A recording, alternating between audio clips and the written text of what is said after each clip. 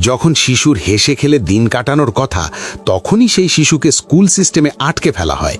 কিন্তু কেউ কি কখনো ভেবে দেখে সেই স্কুল আসলেই শিশুদের স্বাধীনভাবে বাঁচতে শেখাচ্ছে নাকি কেবল আনুগত্যের প্রশিক্ষণ দিচ্ছে?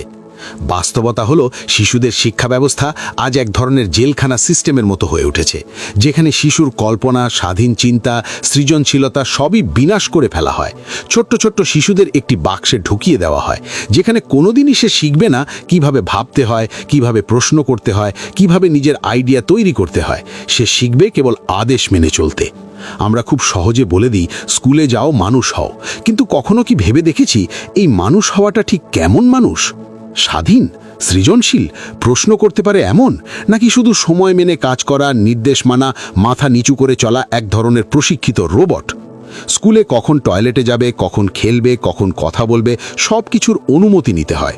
সারিবদ্ধভাবে হাঁটা, নির্দিষ্ট বেঞ্চে বসা, নির্দিষ্ট বইয়ের নির্দিষ্ট পৃষ্ঠা মুখস্থ করা, সব কিছুই কন্ট্রোলড। শিশুরা শিখছে নির্দিষ্ট রুটিনের মধ্যে বেঁচে থাকা, এক ধরনের বাধ্যবাধকতা যা তাদের মস্তিষ্কের স্বাধীনতা হরণ করে। মুখস্থ করো, আনুগত্য করো, চুপ থাকো, এটিই হলো শিক্ষা। যত ভালো গ্রেড তত স্মার্ট। কিন্তু আসলে এই গ্রেড মানে কি বুদ্ধিমত্তা? না, গ্রেড মানে আনুগত্য। শিশুদের শেখানো হয় সংখ্যা, সূত্র, তারিখ, তত্ত্ব, কিন্তু শেখানো হয় না কিভাবে প্রশ্ন করতে হয়, কিভাবে নিজের ধারণা তৈরি করতে হয়, কিভাবে নিজের জীবন নিজেই গড়ে তুলতে হয়। প্রশ্ন হলো, কেন স্কুলে টাকার ব্যাপারে শেখানো হয় না? কেন আর্থিক স্বাধীনতা শেখানো হয় না? কেন ব্যবসা করা, বিনিয়োগ করা বা নিজের উদ্যোগ শুরু করা শেখানো হয় না?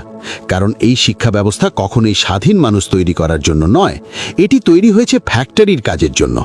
আজকের শিশু আগামীর ভবিষ্যৎ নয়, এটা হলো আজকের শিশু আগামীর চাকরিজীবী।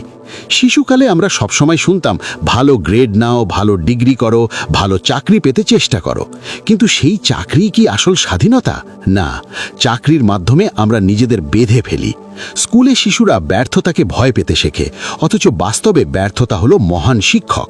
যারা স্বাধীন ও সফল হয় তারা ব্যর্থতার মধ্য দিয়েই শেখে। স্কুলে সবসময় বলা হয় সঠিক উত্তর একটাই, কিন্তু বাস্তব জীবন এমন নয়। এই সিস্টেমে সুবিধা হয় কাদের? সরকার, ব্যাংক, কর্পোরেশন। আর ক্ষতি হয় কার?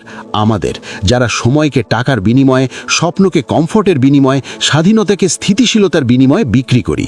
যদি সবাই স্বাধীন হয়ে যায়, কারা খাবে ফাস্ট ফুড, প্রসেসড ফুড? কারা রাতের শিফটে কাজ করবে? কারা চালাবে এই সিস্টেম? আর তাই শিক্ষা ব্যবস্থা শেখায় না কিভাবে স্বাধীন হতে হয়। সত্যিকারের শিক্ষা স্কুলের বাইরেই আছে, বইয়ে, মেন্টারে, ব্যর্থতায়, ঝুঁকিতে। ধনী মানুষরা স্কুলের অপেক্ষা করেনি, তারা নিজেই নিজের শিক্ষা সৃষ্টি করেছে। টাকা হলো একটি ভাষা, ধনী হওয়া হলো মানসিকতা, আর এই দুইটি কখনো স্কুলে শেখানো হয় না। আমাদের দায়িত্ব হলো সচেতন হওয়া, প্রতিবাদ করা এবং শিশুদের সত্যিকারের শিক্ষা দেওয়ার চেষ্টা করা, যা তাদের স্বাধীন করে, সৃজনশীল করে এবং নিজের একটি সমৃদ্ধ জীবনের অধিকারী বানায়। শিশুরা তাদের স্বপ্নের অধিকার হারাতে পারে না। তাদের প্রশ্ন করতে শেখা উচিত, তাদের ব্যর্থতা থেকে শিক্ষা নিতে শেখা উচিত, তাদের নিজের অর্থনৈতিক স্বাধীনতা তৈরি করা শেখা উচিত, তাদের তৈরি করতে শেখা উচিত নিজের জীবন, নিজের সিদ্ধান্ত। স্কুলের সিলেবাস নয়, তাদের শেখানো উচিত কল্পনার স্বাধীনতা, চিন্তার স্বাধীনতা এবং নিজেদের পথ তৈরি করার ক্ষমতা।